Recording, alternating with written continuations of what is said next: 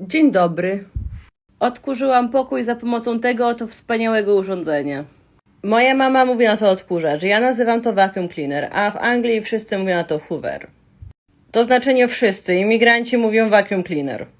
Bawi mnie to, że to ma oczka. W sensie on dosłownie wygląda, jakby coś knuł. Jeśli chcę odkurzyć pokój, muszę wypożyczyć tego dziada z recepcji. Także skoro pokój mam odkurzony, to nie mam już wymówki, żeby nie pisać esejów.